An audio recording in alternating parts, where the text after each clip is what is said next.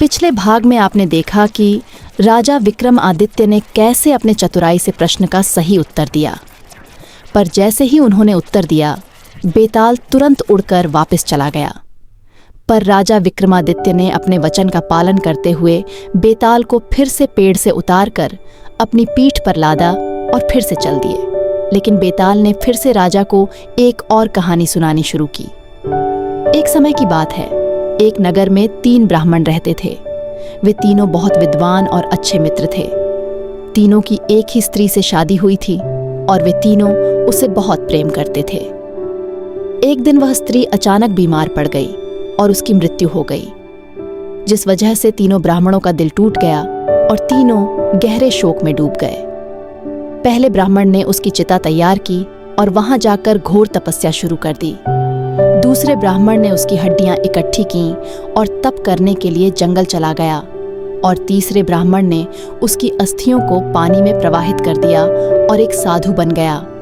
समय बीता और एक दिन पहले ब्राह्मण ने अपने तप से भगवान को प्रसन्न कर लिया और उनसे कुछ शक्तियां प्राप्त की, जिससे मृत व्यक्ति को जीवित किया जा सकता था।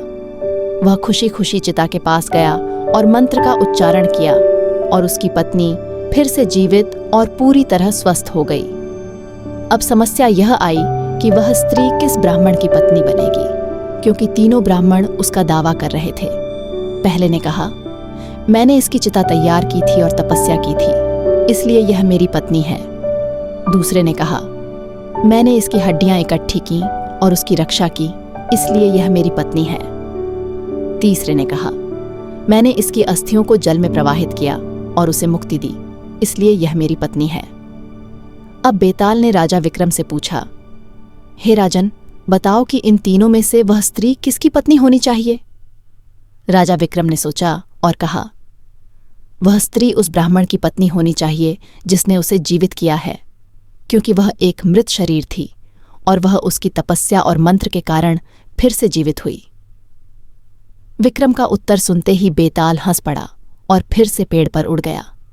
इस प्रकार विक्रम को फिर से बेताल को पकड़ने के लिए लौटना पड़ा।